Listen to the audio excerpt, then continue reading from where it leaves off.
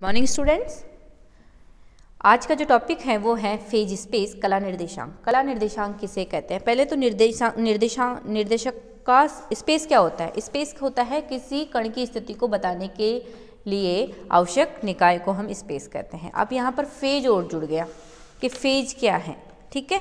Phase space, तो phase space में 6, जैसे हम किसी स्पेस की बात करें तो कार्टेशियन स्पेस में 3 कोऑर्डिनेट्स होते हैं x y z, ठीक है, तो कार्तीय निर्देशांक कहते हैं उसको। अब हमारे पास में आता है कला निर्देशांक। कला निर्देशांक का मतलब ये हो गया, कला निर्देश तंत्र का मतलब हो गया जिसमें कि किसी कण की स्थिति को बताने के लिए 6 कोऑर्डिनेट्स की आवश्यकता होती है, यानी स्थिति निर्देशांक और संवेग निर्देशांक, उसके संगत संवेग निर्देशांक, ठीक है। तो यहाँ वह स्पेस क्या कहलाता है? फेज स्पेस कहलाता है। फेज स्पेस में एक बिंदु के 3 स्थिति निर्देशांकों और 3 वेग तथा संवेग निर्देशांकों को व्यक्त करती है, तो वो क्या कहलाता है? फेज स्पेस, यानी कि वह निकाय जिससे कि किसी कण की स्थिति निर्देशांक तथा संवेग निर्देशांक को व्यक्त किया जाता है, वह निर्देशांक क्या कहलाता है?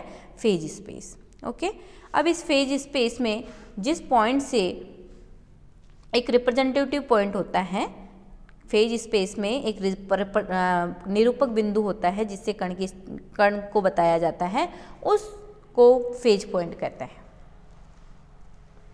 किसी कण रिप्रेजेंटेटिव पॉइंट क्या कहलाता है? फेज पॉइंट कहलाता है, ठीक है। और फेज पॉइंट में इस फेज स्पेस में एक सेल होता है, उस सेल की 6 भुजाएं होती है, dx dy dz dpx dpy dz। तो इस सेल को हम कोष्टिका कहते ही हैं। अल्पांश को कला निर्देश तंत्र में किसी अल्पांश को सेल कहते हैं और उस सेल की 6 भुजाएं होती है जिसकी जो मान है वो dx dy dz dpx dpy dpz ये होता है, और इसमें एक रिप्रेजेंटेटिव पॉइंट को फेज पॉइंट कहते हैं। ओके, तो ये फेज स्पेस और फेज पॉइंट यानी कला निर्देशाकाश और कला बिंदु क्या होता है, कोष्टिका क्या होती है, तो इस तरह से ये फेज स्पेस और फेज पॉइंट है। अब हम पढ़ते हैं कि माइक्रोस्टेट्स एंड मैक्रोस्टेट्स क्या होती हैं, ठीक है। तो इसको समझने के लिए हम एग्जांपल लेते हैं। मान लेते हैं किसी फेज स्पेस में 4 सेल हैं, 1 2 3 4, ठीक है। ये 4 स्पेस आई सेल मान लेते हैं, आई सेल है इसमें, और हम ये कहें कि पहले वाले सेल में 3 कण हैं, दूसरे वाले सेल में 2 कण हैं, तीसरे वाले सेल में 1 कण है, ith सेल में 2 कण हैं, तो ये इसकी क्या कहलाती है? ये कहलाती है इसकी मैक्रोस्टेट्स, कि उसमें 2 कण हैं, इसमें 1 कण है, इसमें 3 कण हैं, और उस 2 कण में कौन कौन से कण हैं? इसमें A कण है। पहले वाले सेल की बात करें तो इसमें कण जो हैं वो है AEP, तो ये इसकी कहलाती है माइक्रोस्टेट्स, सूक्ष्म अवस्थाएं।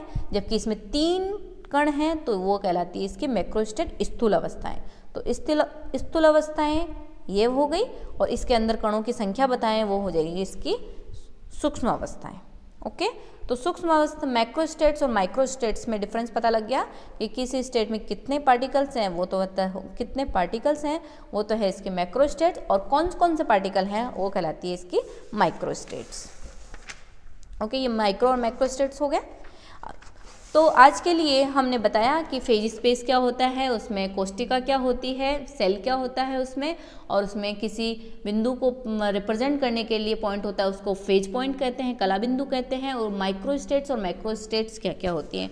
तो आप बुक में पढ़ोगे तो यहाँ पर बहुत सारे एग्जाम्पल दिए हुए हैं जिससे कि यह डिफरेंस पता लगाया जा सकता है, या परिभाषाएं समझी जा सकती है कि सूक्ष्म अवस्थाएं क्या होगी और स्थूल अवस्थाएं क्या होगी। तो आप इसको पढ़ लेना, इसमें से पता लग जाएगा कि सूक्ष्म और स्थूल अवस्थाएं। बाकी मोटा मोटा मैंने बता दिया है। तो आज का जो लेसन है वो मैं यहीं एंड कर रही हूँ, और नेक्स्ट लेसन हम आगे से स्टार्ट करेंगे न्यू टॉपिक से।